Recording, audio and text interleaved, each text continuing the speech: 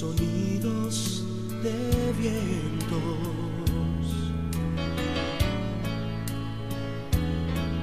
y lo siento más cerca que el ayer. Puedo oír ya la trompeta, puedo ver ya los salvados.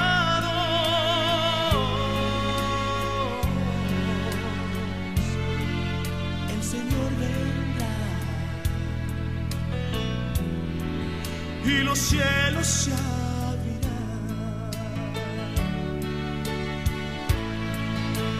Cuando Cristo venga,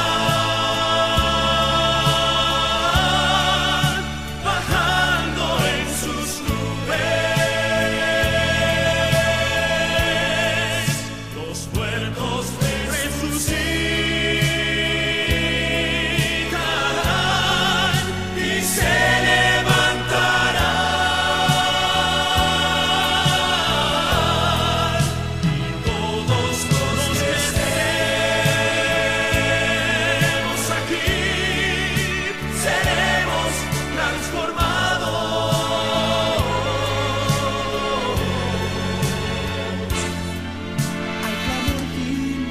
al clamor final. Los cielos se abrirán.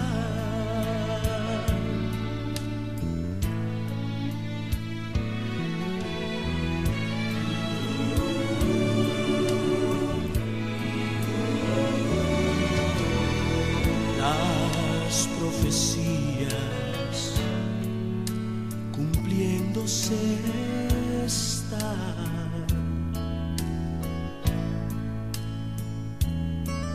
y el pueblo escogido persecución tendrá. Solo falta poco tiempo. Todo indica que está cerca la venida del Señor. Al clamor final, los cielos se abrirán. Cuando Cristo venga, bajando en sus nubes, los muertos resucitarán y se levantarán, y todos los que estemos aquí seremos transformados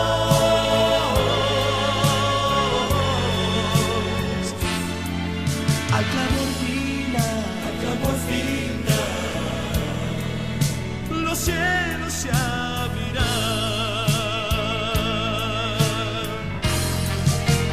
Cuando Cristo venga, seremos transformados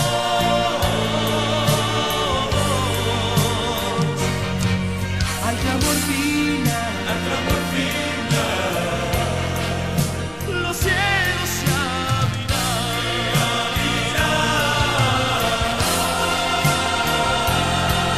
Al clamor final,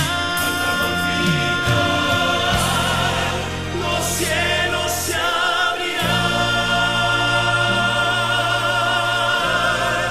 Los cielos se abrirán.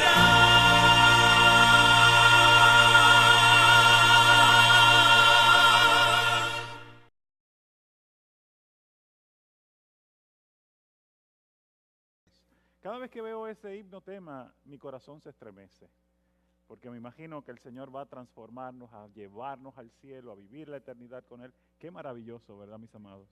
Es maravilloso. Ayer estuvimos tocando un tema que a mí me resultó muy interesante, muy lindo, porque hablamos de Mateo capítulo 24. Vimos cómo el Señor Jesús habló acerca de los acontecimientos del tiempo del fin. Vimos aquí que cuando Él venga en gloria, seremos arrebatados y habremos de recibirlo en el aire, destruirá a algunos con el resplandor de su venida, aquellos que no le hayan aceptado, y nosotros nos iremos a vivir la eternidad con nuestro Dios. Vimos también que el Señor Jesús nos instó, nos estimuló a que leyésemos el libro de ¿qué? De Daniel. Y nosotros dimos una asignación para hoy, ¿verdad? Dimos una asignación. ¿Cuál era? Daniel, capítulo 1 y 2. 1 y 2. Y eso es precisamente lo que vamos a estar tocando en la noche de hoy. Paz en medio de la crisis apocalíptica. ¿Estamos en medio de la crisis? ¿Pudimos ver las señales? ¿Todo se está cumpliendo? Amado querido, pues es hora de estudiar la Biblia como nunca antes. Es hora de orar como nunca antes. Es hora de pedir la presencia de Dios como nunca antes. El tema de hoy le hemos titulado Dios revela el futuro, el sueño de un rey. Vamos a escuchar a nuestro Señor Jesús para dar el trasfondo al tema. Escuchamos a nuestro Señor Jesús hablándonos en Mateo 24, en el verso 14, y dice: y este evangelio del reino será predicado en todo el mundo para testimonio a todas las naciones, y entonces vendrá el fin. El fin se ha de manifestar y Cristo vendrá en gloria cuando el evangelio se predique en todo el mundo para testimonio a todas las naciones. No será antes, porque cuando el Rey de Reyes y Señor de Señores se manifieste en las nubes de los cielos, no habrá excusa para nadie. Todos tienen que haber escuchado hablar acerca de Jesús y de su segunda venida. Todos tienen que haber escuchado hablar de Jesús como nuestro Salvador. Y la aceptación o el rechazo debió haber venido antes de que Él se manifieste en las nubes de los cielos. Sigue diciendo en los versos 15 y 16, cuando veáis en el lugar santo la abominación desoladora, y eso es uno de los temas que vamos a tener en la semana, predicha por el profeta Daniel, el que lee, entienda. Y hoy vamos a leer para poder entender. Si no leemos, nos vamos con cualquier viento de doctrina y nos dejamos engañar por fábulas y por información que no es correcta. Entonces los que estén en Judea huyan a los montes. Aquí hay un llamado, y lo vamos a ver luego con más detalle, pero hay un mensaje con un sentido de urgencia. El que esté en la azotea no descienda a tomar algo de su casa. Y el que esté en el campo no vuelva atrás para tomar su capa. Ay de las que estén en cinta y de las que críen en esos días. Orad que vuestra huida no sea cuando, en invierno ni en sábado. En el tiempo del fin también el sábado estará vigente como el día de reposo del Señor.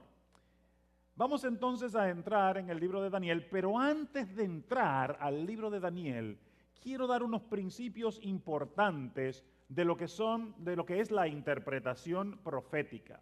Vamos a ver qué principios vamos a utilizar para entender las profecías. Número uno, amado querido, es que la Biblia es cristocéntrica. ¿Quién es el personaje central de toda la Biblia? Cristo Jesús, el Rey de Reyes, el Señor de Señores. No es ninguno otro, no es Moisés, no es Pablo, no es nadie más que Jesús, el Cordero de Dios que quita el pecado del mundo. La Biblia es completamente cristocéntrica.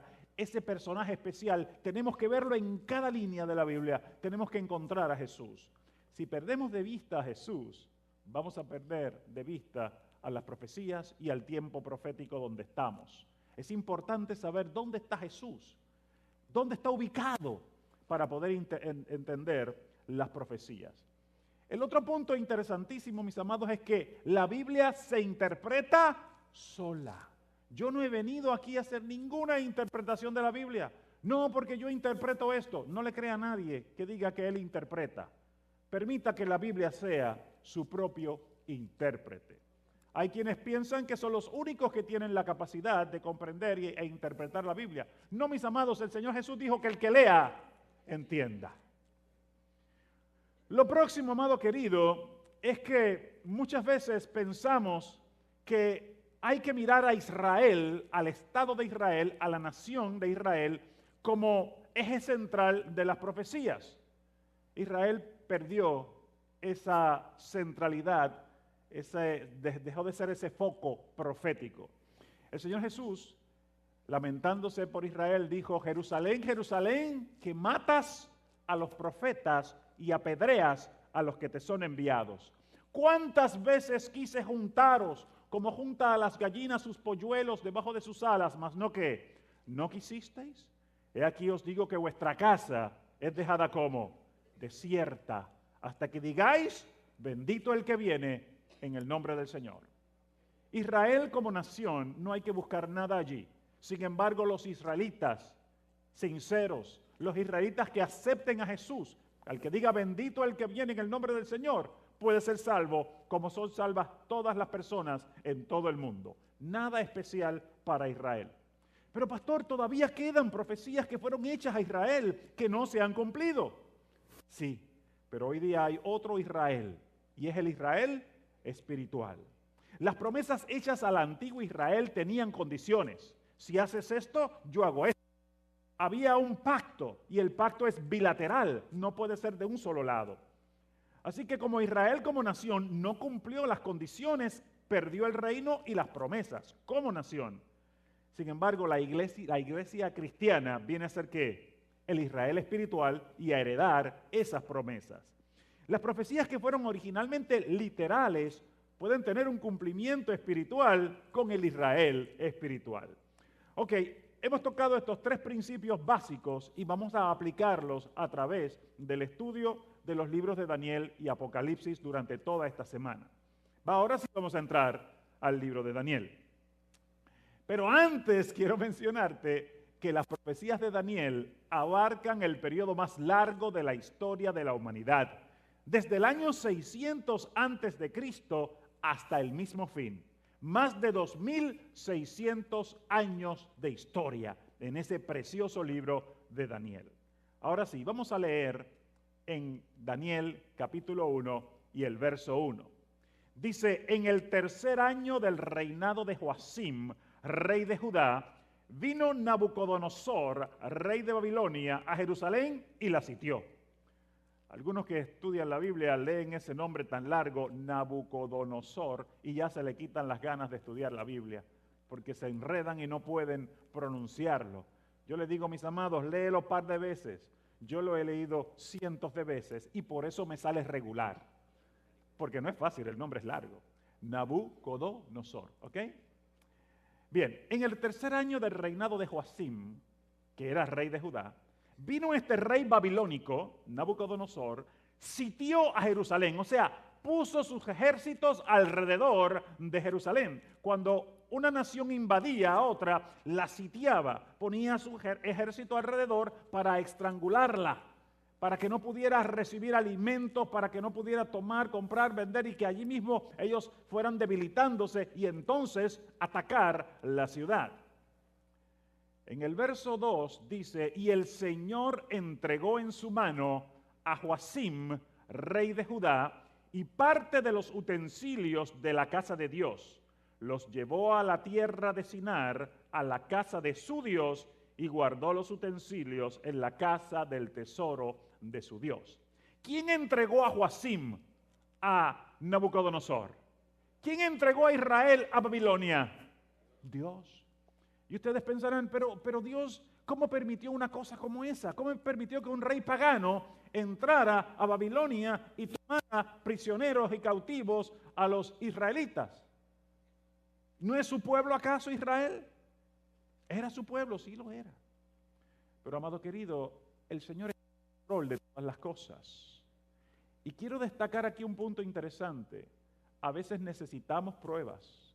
A veces necesitamos pasar por momentos en donde nuestra fe es probada y somos pulidos y nuestro carácter se va perfeccionando. Y Dios utiliza a veces reyes paganos o situaciones que quizás podrás pensar que son situaciones malas para ti y para tu vida, pero el Señor siempre tiene bendiciones escondidas, porque para los que amamos a Dios, todas las cosas vienen a bien. Todas las cosas, mis amados, no hay ni una sola. Él está en control de todo. Y si fuéramos a buscar un tema central para el libro de Daniel, diríamos que el tema central es ese: Dios está en control. Dios está en control. A pesar de que la vida pueda parecer un caos, a pesar de que podamos pasar por enfermedades, por situaciones, Dios está siempre en control y dispuesto a contestar las oraciones de sus hijos. Qué Padre amante tenemos, mis amados. Aquí dice que este rey guardó esos utensilios que se utilizaban en la casa de Dios, los guardó en la casa del tesoro de su Dios. Aquí también hay una lucha, no solamente una guerra campal en el sentido militar, físico, sino también hay una guerra psicológica y espiritual. El hecho de que haya puesto los utensilios allí, ¿qué decía? ¿Qué quería decir con esto? Mis dioses son, ¿qué? Más fuertes que tu Dios. Por lo tanto, no solamente te hemos conquistado a ti, también hemos conquistado a tu Dios. Ese era el mensaje que quería dar este rey. Pero Dios, nadie puede conquistarlo. Él nos conquista a nosotros. Entonces el rey dijo a Aspenaz, aquí aparece un segundo personaje, Aspenaz, jefe de sus eunucos, que trajesen de los israelitas del linaje real de los príncipes jóvenes sin defecto, de buen parecer, entendidos en toda sabiduría, cultos e inteligentes y aptos para servir en el palacio del rey, y que se les enseñara las letras y la lengua de los caldeos, que era la lengua que hablaban allá en Babilonia. Entonces, este rey reconocía que el mejor recurso que puede tener una nación, ¿cuál es? El recurso humano. Y él dice, vamos a utilizar el recurso humano del pueblo de Israel para que trabaje a nuestro favor. Y dice, el rey les señaló ración diaria de la comida real. ¿Quién era el mejor que comía en todo el imperio? El rey, supuestamente, ¿verdad? Así que él dice, ellos van a comer de mi mesa y del vino que él bebía, que los educara durante 3 años, casi un bachillerato le están dando estos muchachos, para que al fin de ellos se presentaran ante el rey. Entonces, si tú fuiste tomado cautivo, independientemente de que la cautividad no es algo bueno, pero por lo menos a los que escogieron les sirvió para algo positivo, ¿verdad? Tienes allí hospedaje, comida y estudios pagos. Está bien bueno esto, ¿no? Y trabajo asegurado en la corte del rey. Entre estos que fueron escogidos se encontraban ¿quiénes? Daniel, que es el personaje de este libro, Ananías, Misael y Azarías de Judá, a quienes el jefe de los eunucos puso nombres. Aquí vemos todavía la guerra psicológica donde están cambiando los nombres a aquellos que están cautivando para asimilarlos a la nación. Y no solamente esto, también vemos la guerra espiritual detrás del cambio de nombres, y ya mismito vamos a ver por qué. A Daniel lo llamó Beltsasar, y hago hincapié en la T, porque Belsasar fue un rey babilónico, pero Beltsasar con T, ese es Daniel. A Ananías le llamaron Sadrach, a Misael le pusieron como nombre Mesac, y a Azarías le pusieron como nombre Abed-nego. ¿Por qué le cambiaron estos nombres? ¿Qué significado tenía este cambio de nombres? ¿Acaso había un significado en los nombres? Sí. Los israelitas seleccionaban bien el nombre de sus hijos. Y los babilonios sabían el significado de esos nombres y los cambiaron por nombres babilonios para asimilarlos y para seguir con esta guerra psicológica y espiritual a nivel mental. Dicho sea de paso, aquí es el Armagedón, donde se libra a cabo en nuestras mentes. Vamos a ver qué significa Daniel y vamos a ver qué significa Belsasar. Vamos a ver qué significan cada uno de los nombres. Amados, Daniel quiere decir Dios es mi juez. Un nombre muy lindo, ¿verdad? Daniel. O también se le puede considerar su nombre como juicio de Dios. Pero Belsasar viene de Bel-Balatzu Utsur. Bel, que es Marduk. O sea, Marduk protege su vida, la vida del rey. Eso es lo que significa el nombre de Daniel. Invocando a Marduk un dios babilonio. Ananías, que quiere decir gracia de Dios, le pusieron Sadrach, que quiere decir orden de Aku, que es un dios sumerio de la luna. ¿Nos damos cuenta entonces la guerra que están utilizando? A Misael o Miguel, que viene de esa misma raíz, quien es como Dios o quien como Dios, o quien pertenece a Dios, le pusieron Mesac, quien es como Aku. No quien es como Dios, el Dios de Israel, sino quien es como Aku, el Dios babilonio o el Dios sumerio de la luna. A Azarías, que en hebreo y arameo quiere decir Yahvé ha ayudado, o ayudó, socorrió o guardó, le pusieron Abednego, que quiere decir un servidor de Nebo o Nebu, que es un dios babilonio. De allí el nombre Nabucodonosor. ¿Se fijan cómo están tratando de asimilar estos muchachos? Ahora, a pesar de que ellos parecían estar queridos allí, con todos los lujos, con todas las atenciones, comiendo de la comida del rey, miren lo que ocurre, mis amados. Y Daniel propuso en su corazón no contaminarse con la comida, ni con el vino del rey. Pero no todos los vinos son iguales. No, mis amados. No mires al vino cuando rojea, cuando resplandece su color en la copa, porque aunque entra suavemente, te va a morder tu estómago como una serpiente y vas a ver cosas que no debes ver y a decir cosas que no debes decir. Quiere decir que el mosto, el jugo de la vid, cuando está sin fermentar, no rojea. Cuando está fermentado, sí rojea. Ahora está hablando un químico, le está diciendo esto. Me preguntaron, ¿dónde está la química aquí? Bueno, al que me preguntó hoy dónde estaba la química, le estoy hablando de la química del vino. Tuve que hacer vino en la universidad. ¿Y cómo lo hacíamos? Tomando el jugo de uva, poniéndole mucho azúcar y poniendo levadura. De esa manera, la levadura, que es un microorganismo, come la azúcar y como proceso metabólico, desecho metabólico, está el alcohol etílico o etanol, que es que los viernes sociales desaparece considerablemente en algunos lugares, y el dióxido de carbono, que es un gas. Y ustedes ven que cuando las cosas fermentan, ¿qué pasa? Se genera espuma, ¿correcto? No mires al vino cuando rojea. Entiéndase, cuando el vino está fermentándose, no lo tomes, porque no te va a hacer bien. Dicho sea de paso, yo he extraído jugo de uva en un procesador, en un extractor de jugos, y he podido ver que es delicioso, pero que se fermenta muy rápidamente. Y en el pasado no tenían estos preservativos químicos que ayudaban a mantener el vino sin fermentar. De igual manera, mis amados, la fermentación es un proceso de putrefacción. Y quiero aprovechar la oportunidad para mencionarte que hay que cuidarse de la levadura, como dijo el Señor Jesús. Y para esta época, que es la época de la Semana Santa, se celebraba la fiesta de los ácimos, la Pascua, la fiesta de los panes sin levadura. ¿Y por qué panes sin levadura? Sencillo, porque el cuerpo de Cristo está representado ¿dónde? En el pan. Y la palabra dice que el cuerpo de Cristo no vio ¿qué? No vio corrupción, no se pudrió, no se descompuso. Y es por eso que usted va a ver que cuando celebramos la Cena del Señor, utilizamos pan sin levadura, que es como una galleta, un poco duro. De igual manera, si el pan es representado o representa el cuerpo de Cristo, la sangre representa ¿qué? Está representado en el vino. ¿Y ese vino entonces debe llevar alcohol? Tampoco debe llevar alcohol, porque su sangre tampoco vio corrupción.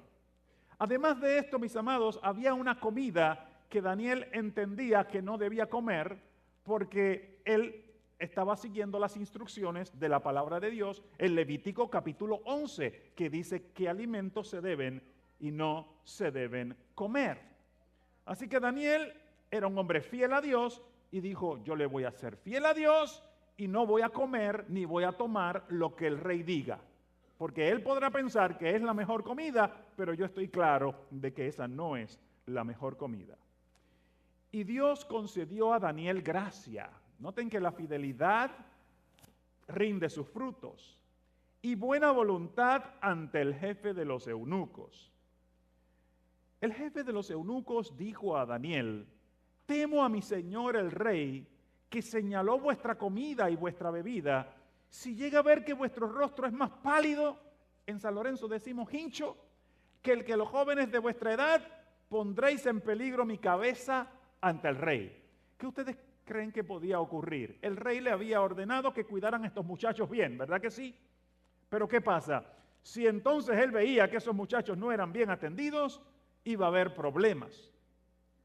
Y el jefe de los eunucos no quería problemas con el rey, podía perder su cabeza. Entonces Daniel dijo al guarda que el jefe había puesto sobre Daniel, Ananías, Misael y Azarías: pruébate, ruego, a tus siervos durante 10 días.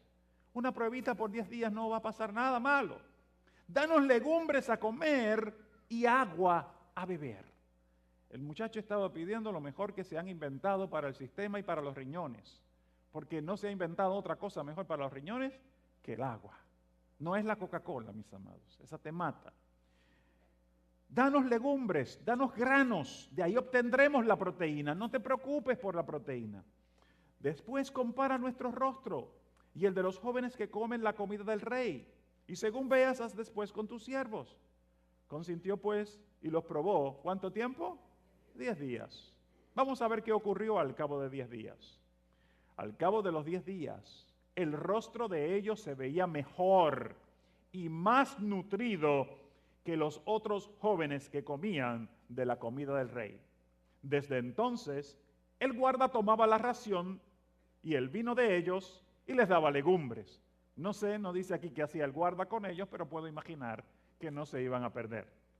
A estos 4 jóvenes, Dios les dio ¿qué? Conocimiento e inteligencia en toda letra y sabiduría. Además, Daniel tuvo entendimiento en toda visión y sueño. Quiere decir que Dios les bendijo su fidelidad, bendijo el hecho de que ellos reconocían que su cuerpo era templo del Espíritu Santo, que no les pertenecían y que debían cuidar y honrar a Dios en todas las cosas.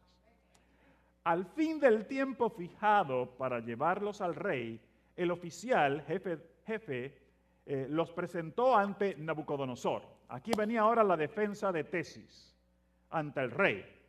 El rey habló con ellos y entre todos no fue hallado otro como Daniel, Ananías, Misael y Azarías. Estos muchachos pasaron con honores, así quedaron al servicio del rey. Qué bonita historia, ¿verdad? Sigue diciendo: en todo asunto de sabiduría e inteligencia que el rey los consultó, los encontró 10 veces mejores que todos los magos y astrólogos que había en su reino. Y Daniel siguió allí hasta el primer año del rey Ciro, rey de Persia. Quiere decir entonces que aquí termina la introducción del capítulo que está registrada en el capítulo 1, que nos da pie para el capítulo 2, que es el capítulo que vamos a tocar a profundidad durante la noche de hoy. En el capítulo 2, en los primeros 2 versos, dice: en el segundo año de su reinado, Nabucodonosor tuvo un sueño. Todos dormimos y todos soñamos, ¿verdad?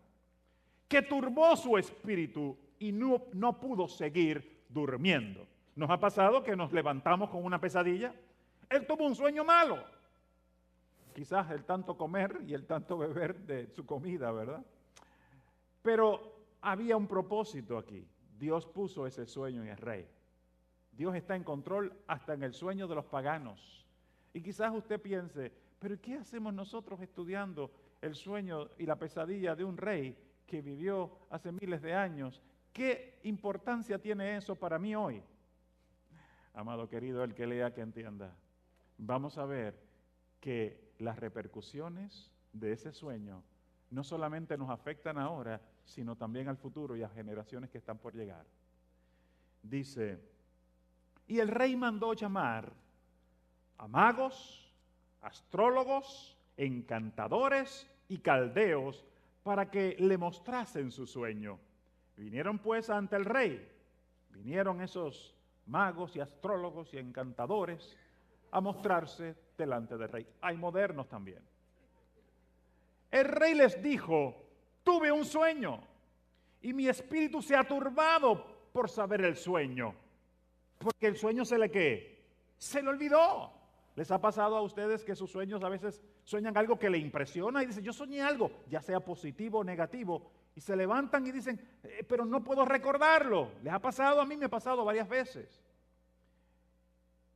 Entonces los caldeos dijeron al rey en lengua aramea, Rey, para siempre vive, di el sueño a tus siervos y mostraremos la interpretación. Pero la cosa era que el rey no ¿qué? No recordaba el sueño. Respondió el rey a los caldeos, es asunto decidido. Si no me mostráis el sueño y su interpretación, seréis despedazados. Óigame, el rey se pone bravo.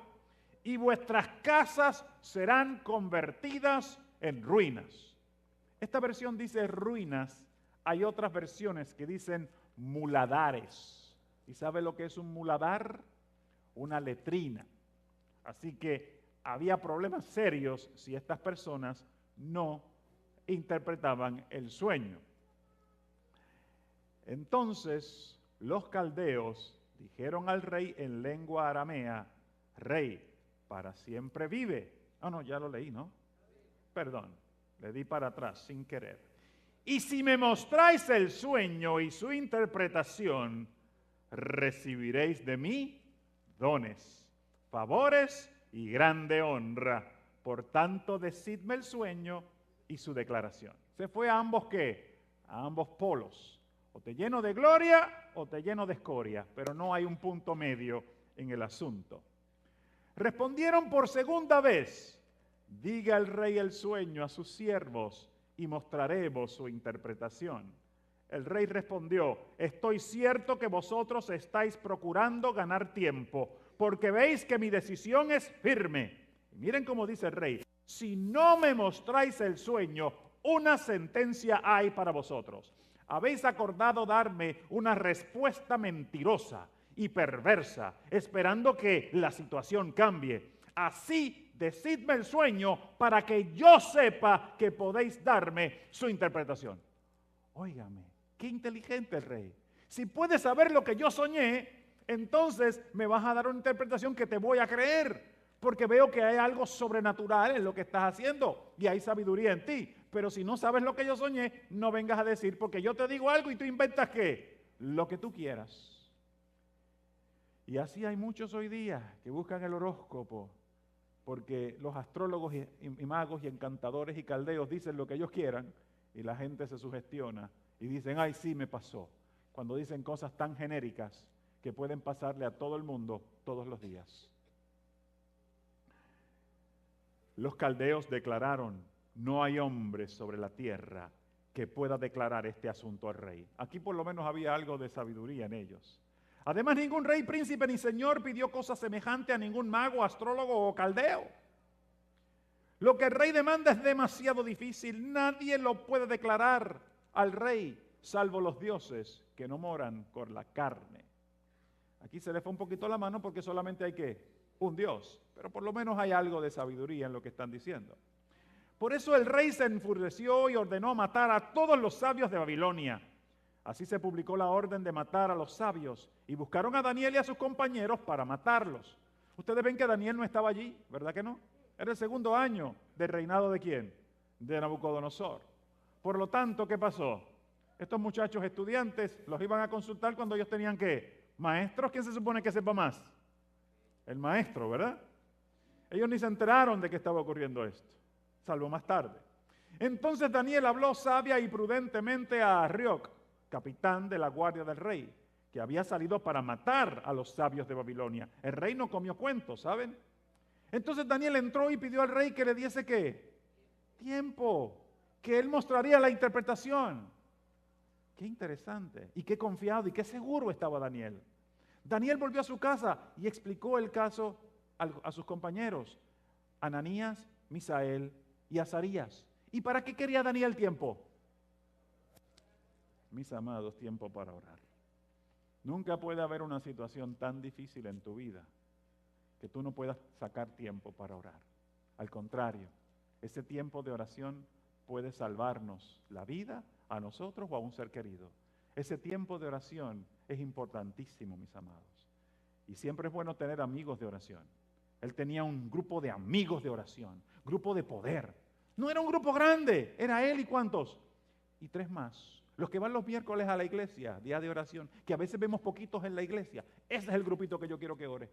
Ese es el grupo, mis amados, que yo quiero que ore por mí y por mi familia. Y los instó a implorar la misericordia del Dios del cielo acerca de este misterio, para que Daniel y sus compañeros no perecieran con los otros sabios de Babilonia.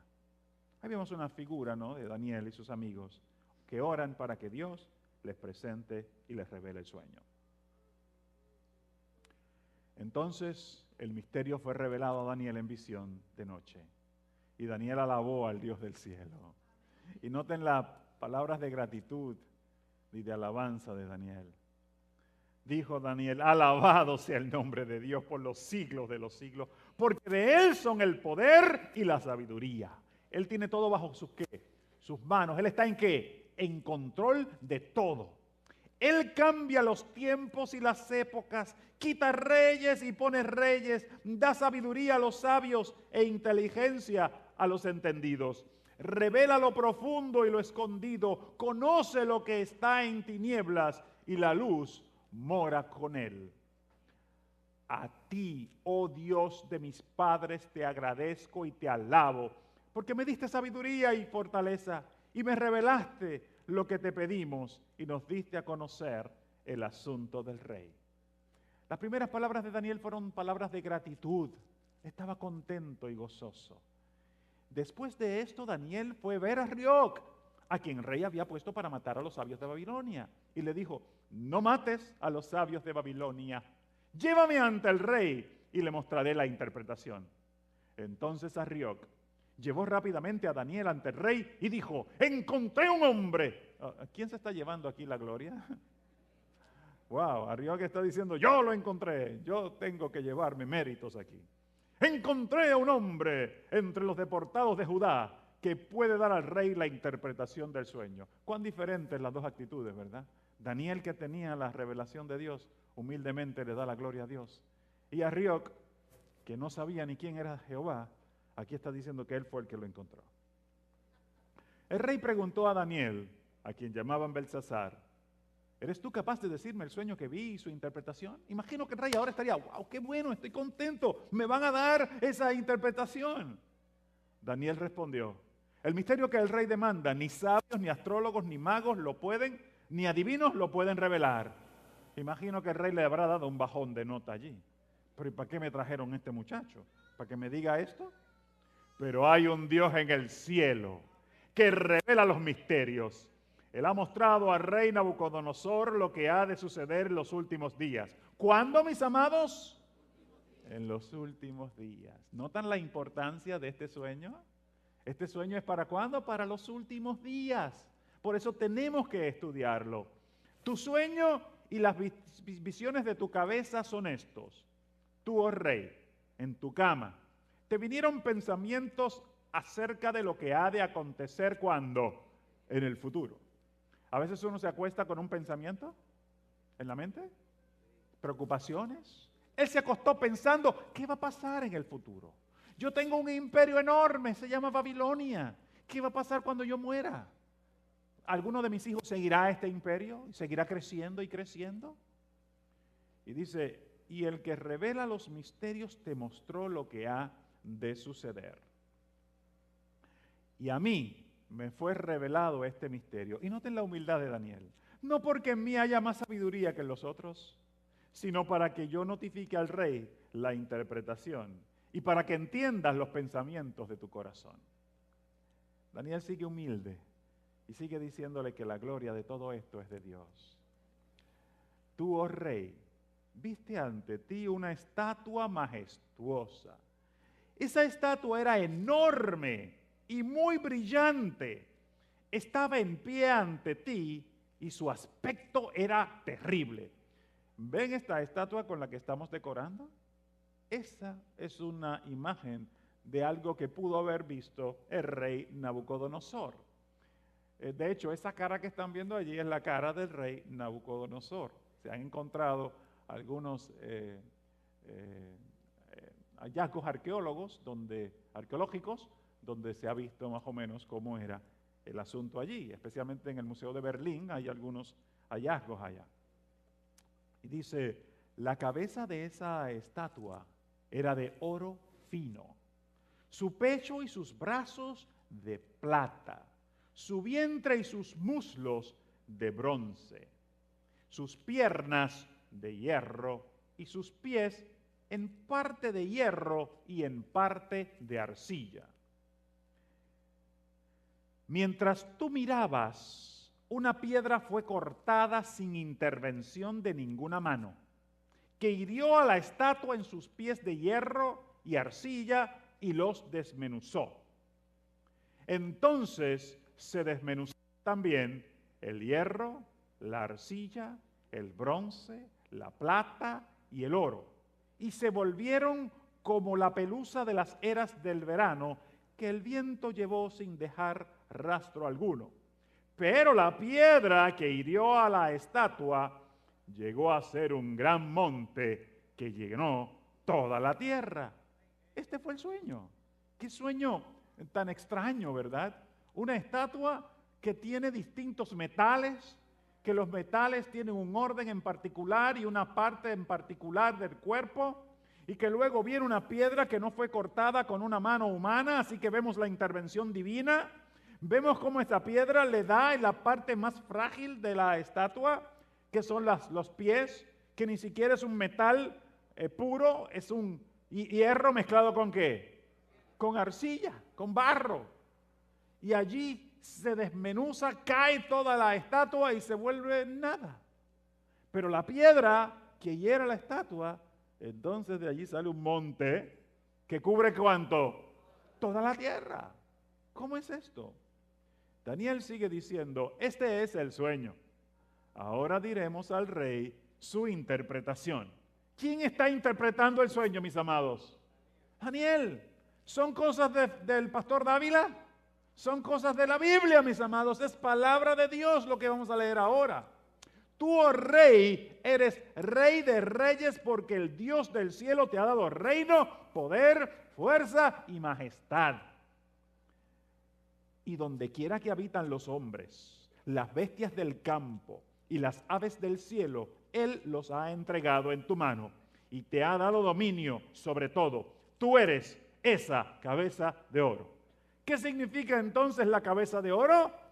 El reino de Babilonia en términos generales y el rey Nabucodonosor de forma particular porque representaba ese reino babilónico. Vemos la cabeza de oro que representa Babilonia desde el año 606 a.C. hasta el año 538, también antes de Cristo. Ahí cae el reino de los babilonios. Y en Daniel capítulo 5 habla acerca de este asunto. ¿Cómo fue que cayó el imperio de Babilonia? Espero tener tiempo para contarles ese asunto de cómo fue, porque tiene unas implicaciones muy interesantes. Después de ti se levantará otro reino ¿de qué tipo? Inferior al tuyo. Bueno, el otro reino está representado por el pecho y los brazos ¿de qué material? De plata, ese es el metal. Ahora, si yo le digo tengo una libra de metal, una libra de oro y una libra de plata, y la quiero regalar, ¿cuál usted escoge? El oro, es el metal más preciado. Por eso es que luego la plata es un metal inferior y el reino es inferior. Ahora quiero que sepan algo. Y ahora viene la química también. Metalurgia, un poquito de la química de los metales. ¿Sabe cuál de los dos metales es más fuerte? Si plata u oro. La plata es más fuerte que el oro.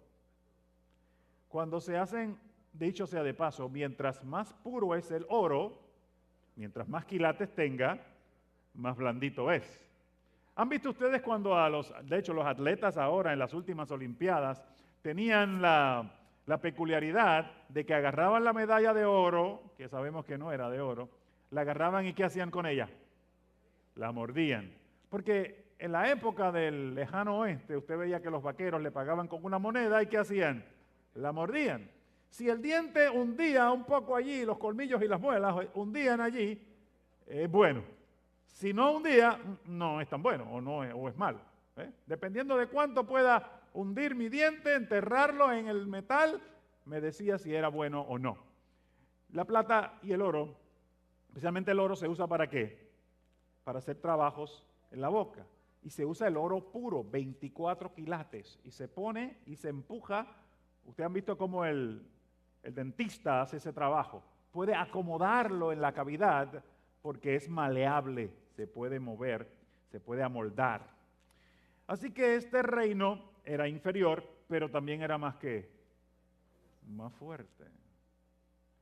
Ese reino de los medos y los persas, ese reino representado en esa parte de la estatua del año 538 al año 331 antes de Cristo. Y un tercer reino de bronce que dominará toda la tierra, representado por el vientre, ¿verdad? Y los muslos de bronce. ¿Qué reino le sigue al reino de Medo-Persia? Alejandro Magno, Grecia, los macedonios. Ese fue. Y ahora estamos hablando de historia, porque sencillamente la Biblia es un libro, aunque no es un libro que pretende ser un libro de historia, como sus relatos son ciertos, estamos hablando que es un libro de relatos históricos, ¿sí o no? Porque lo que dice es cierto, no es un libro de cuentos. El cuento es fantasía, pero la Biblia es real. Así que todo lo que leemos en la Biblia son datos históricos, así ocurrieron. Que quizás no tenemos la fe para entender ni para creer que un hombre es tragado por un gran pez, eso es otra cosa. Yo lo creo porque la Biblia lo dice. Y todo lo que he visto que la Biblia dice es cierto, es palabra de Dios. El imperio de los griegos. El imperio, antes de ir al imperio de los griegos, le había dicho que quería contarle un poquito de cómo cayó el imperio de Babilonia con los medos y los persas. Y creo que no tenemos mucha prisa esta noche, ¿verdad? Puedo decirle un poquito de cómo fue eso. Bueno, el dato histórico es el siguiente. Babilonia era un imperio que tenía muchas riquezas. Tenía una ciudad y esa ciudad estaba rodeada por una gran muralla. Una muralla tan amplia que un carruaje podía pasar y pasarlo cabalgar por allí, por la muralla. Pero la muralla era importante porque daba protección.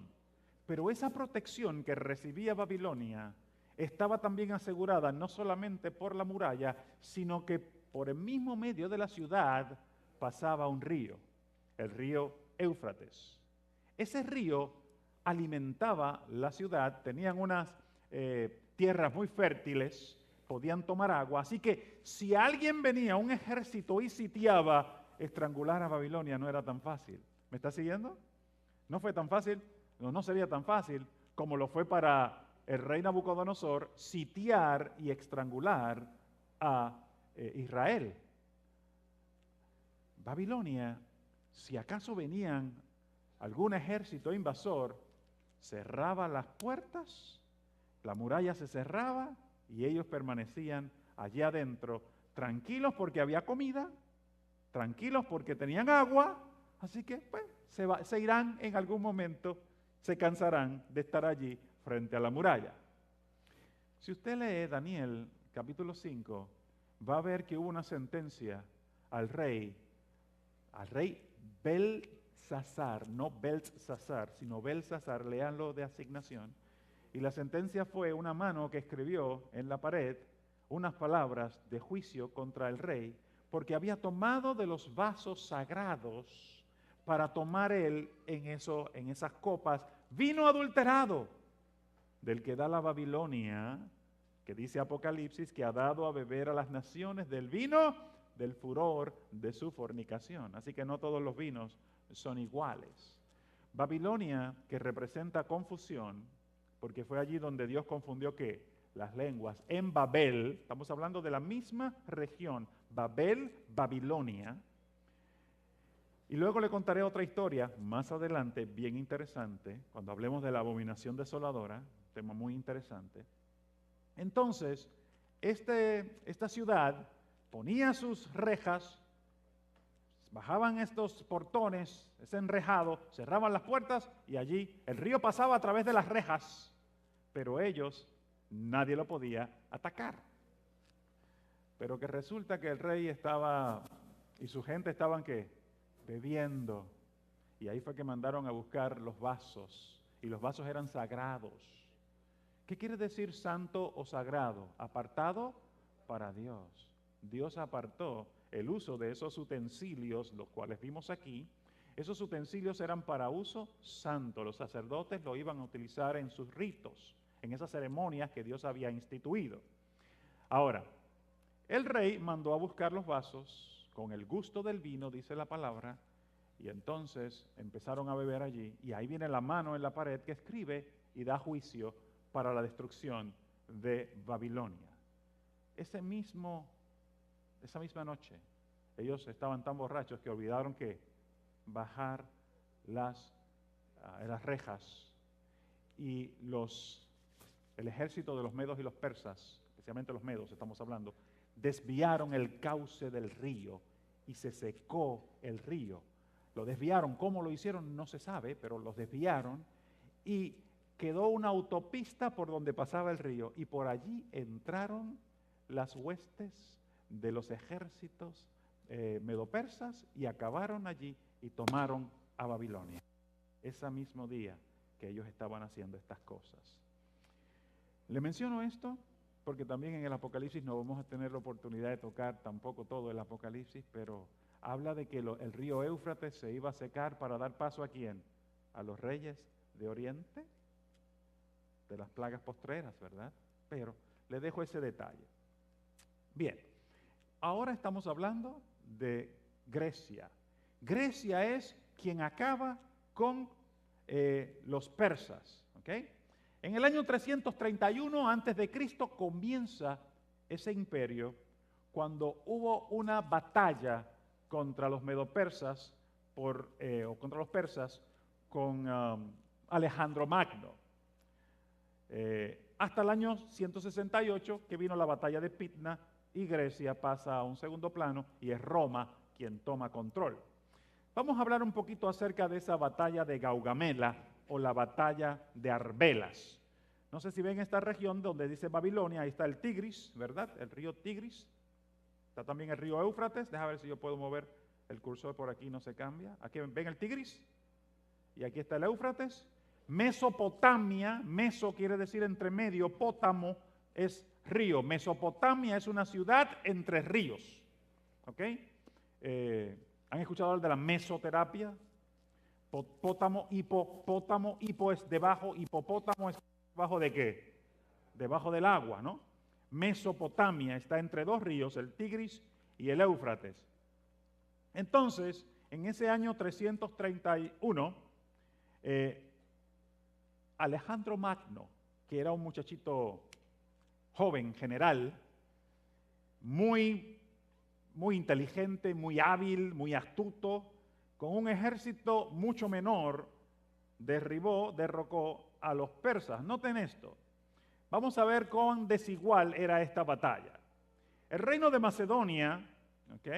Estamos hablando del reino de Alejandro Magno, combatió con 40,000 infantes, 7,000 jinetes, mientras que Darío III de Persia tenía 150,000 infantes.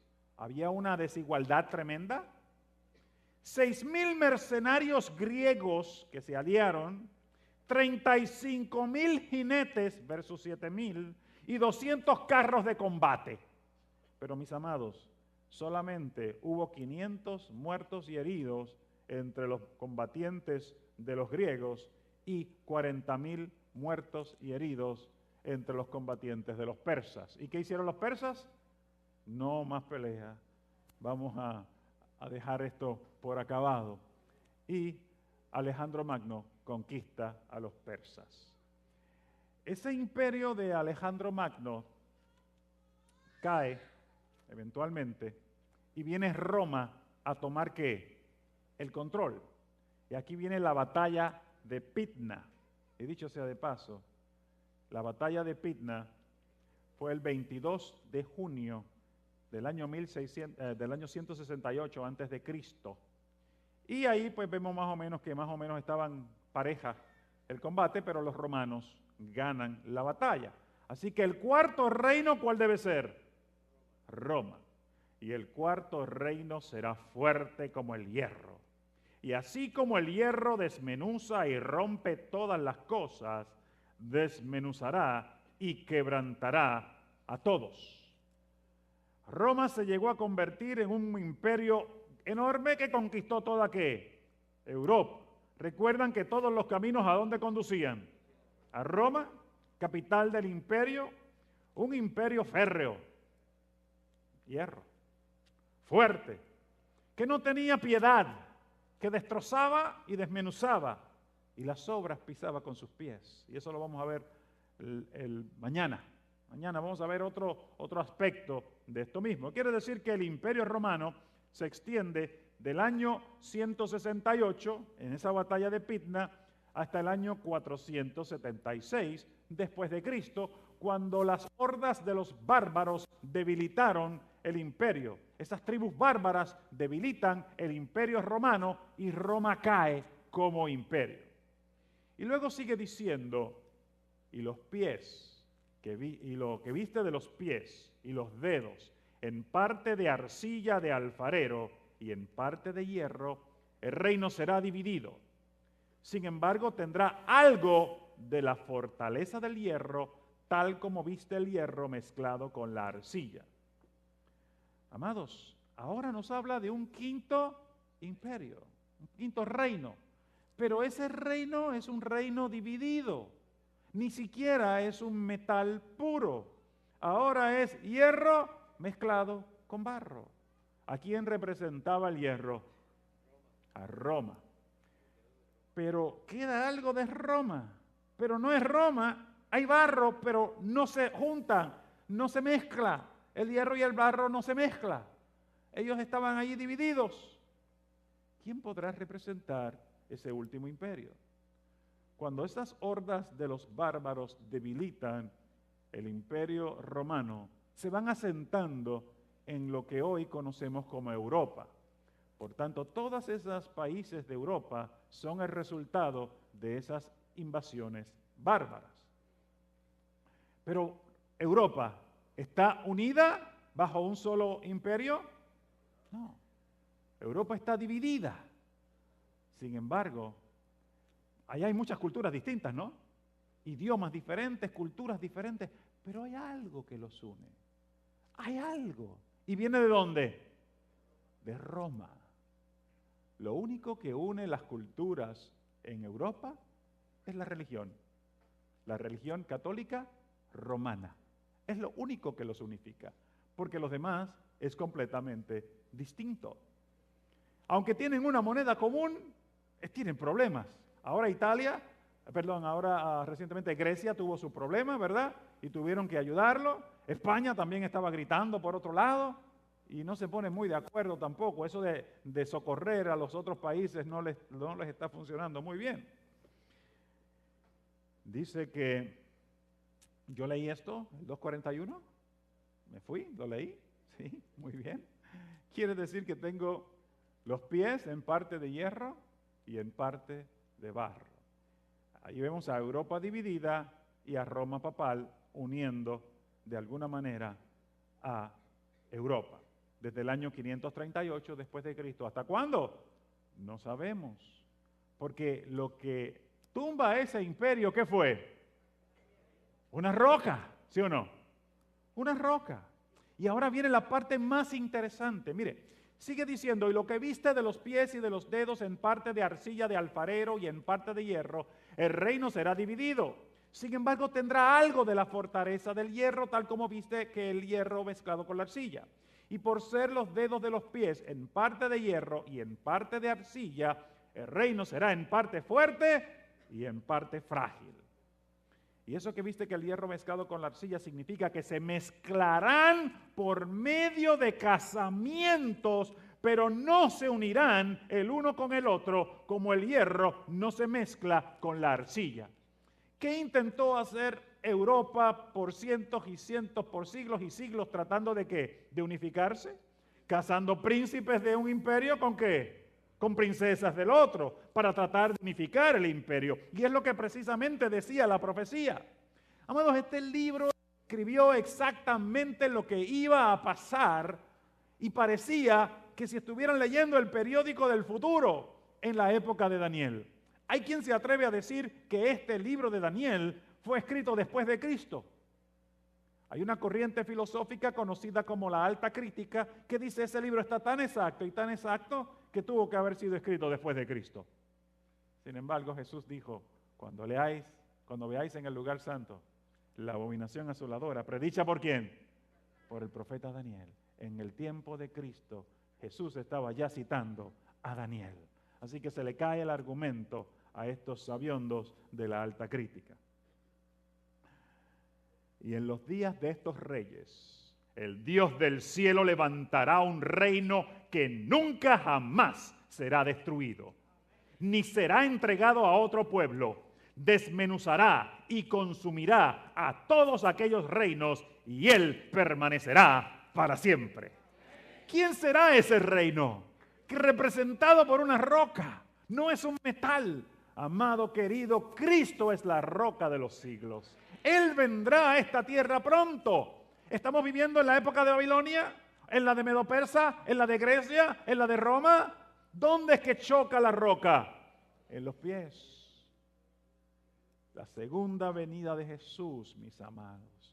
Por eso viste que una piedra fue cortada del monte sin mano alguna. No hay una intervención humana, es completamente divina. Y se desmenuzó el hierro, el bronce, la arcilla, la plata y el oro. El gran Dios ha mostrado al rey lo que ha de suceder en el futuro. El sueño es verdadero y su interpretación es cierta. Aquí se acabó todo este asunto. Interesante, mis amados. Convincente. Vamos a ver una representación gráfica de lo que fue ese sueño. Aquí tengo un video que me gustaría pasarlo, si es posible.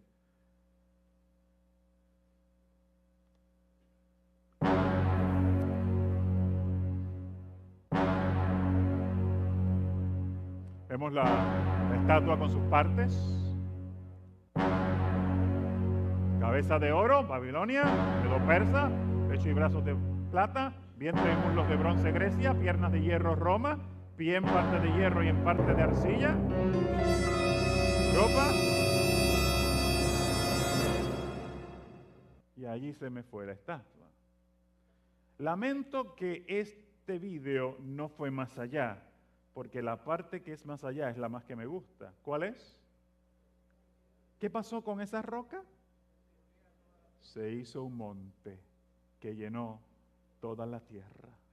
Una mano no cortada con mano humana se estrella contra los pies de la estatua y la derriba completamente. ¿Quién es esa roca? Cristo es la roca de los siglos. El establecimiento del reino de Dios es la esperanza y el anhelo de todo buen cristiano. Y ese monte es el reino de Dios. ¿Qué monte es ese? Es el monte de Sión, a donde caminan los santos. A Sión caminamos. Es esta nuestra ciudad tan gloriosa. El monte que llena toda la tierra es Sión, que representa el reino de Dios. Ese reino culmina con la segunda venida de Cristo. Amados, pronto Cristo vendrá en gloria. Yo no sé cuándo, el día y la hora, nadie lo sabe, pero pronto vendrá. Jesús pronto vendrá a esta tierra a buscar a sus hijos. A aquellos que hayan sido como Daniel, fieles. A aquellos que no se hayan dejado llevar por las cosas de este mundo. Que a pesar de que hay problemas, dificultades, que a pesar de que hay dolor, estamos confiados en un Dios todopoderoso que tiene todo en sus manos, que está en control de todas las cosas y que nos habrá de salvar. Qué bonito es tener esa esperanza. Qué lindo es vivir esperando y confiando en un Dios todopoderoso. Él quiere salvarte. Él vino a buscarte. Derramó su sangre en la cruz del Calvario por ti. La derramó por mí también. Es Dios bueno y para siempre es su misericordia. ¿Te gustaría entregarle tu vida al Señor? ¿Te gustaría que tu vida estuviera en las manos de Él? Yo quisiera que te pusieras de pie si quieres entregarle tu vida al Señor. Yo quisiera que aceptáramos a Jesús como nuestro Salvador personal en esta noche. Nos gustaría tener una oración especial para que el Dios del cielo pueda bendecirnos. ¿Sabe qué? Antes yo decía que estábamos viviendo en la uña del dedo chiquito de la estatua. Y luego dije, no, estamos viviendo en la mugre de la uña del dedo chiquito de la estatua. Pero ahora digo, mis amados, estamos viviendo en la peste de la uña, de la mugre del dedo chiquito de la estatua. Cristo viene pronto a buscarnos. Los últimos textos los vamos a leer de pie. Quedémonos de pie para que veamos el culmen de esta linda historia.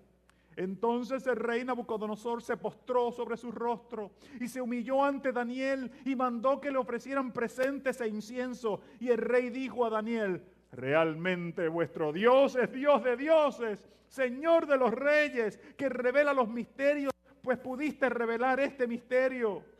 Entonces el rey engrandeció a Daniel y le dio muchos y grandes dones y lo nombró gobernador de toda la provincia de Babilonia y jefe supremo de todos los sabios de Babilonia. Y Daniel solicitó del rey, y puso sobre su administración de la provincia de Babilonia a Sadrac, Mesac y Abednego. Y Daniel quedó en la corte del rey. Cosas difíciles vienen sobre la tierra, mis amados, pero hay que confiar en el Dios Todopoderoso.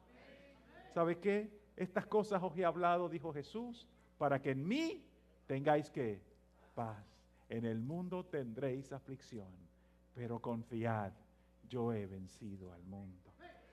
No tenemos por qué tener miedo ante esta crisis apocalíptica. Me gustaría pasar el himno tema, y no lo estoy viendo acá de momento. Si me dan la manita el personal técnico. ¿Sí? Es que lo próximo es lo próximo que vamos a estudiar. Para la próxima vez vamos a estudiar Daniel capítulo 7 y queremos que veamos más detalles de esta visión. ¿En qué momento de la historia estamos viviendo? ¿Qué estará ocurriendo en la tierra justo antes de que Cristo venga? ¿Estaremos viviendo el tiempo del fin? Ah, sí, aquí está. Aquí está. Mientras cantamos este himno tema, todo aquel que esté sentido en su corazón de que el Señor Dios Todopoderoso le está llamando de manera especial, me gustaría tener una oración final con esa persona aquí, que pase aquí al frente mientras se canta el himno tema para orar de manera especial por esa persona.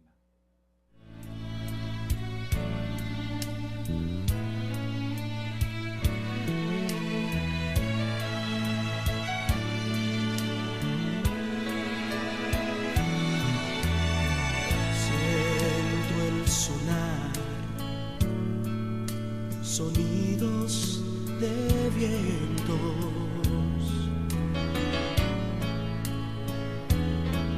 y lo siento más cerca que el ayer. Puedo oír ya la trompeta.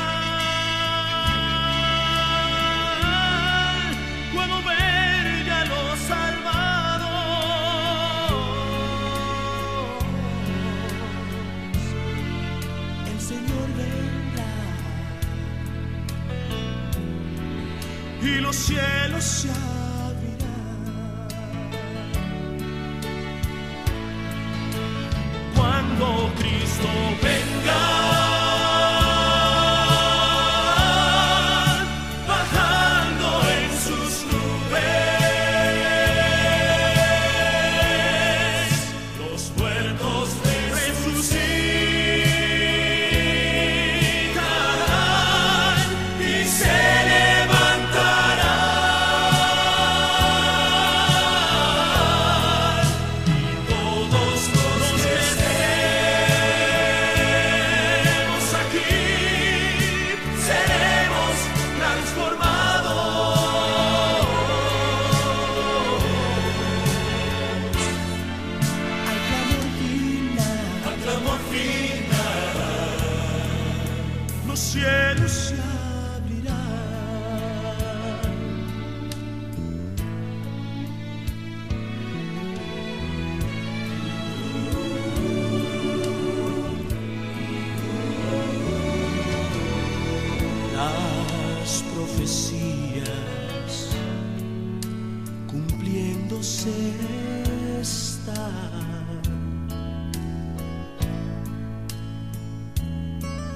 y el pueblo escogido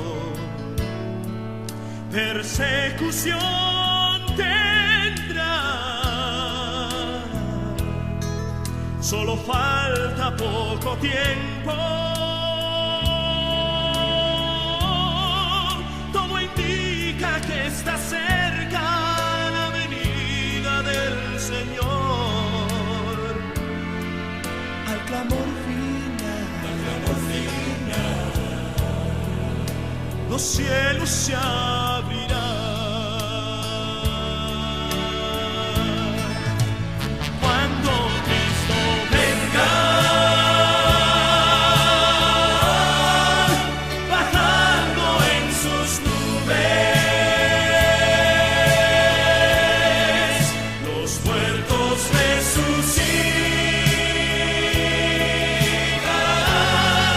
y se levantarán,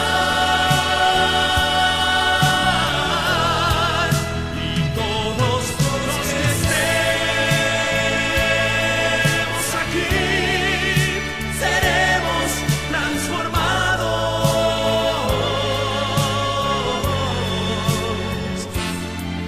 Al clamor final, los cielos se abrirán.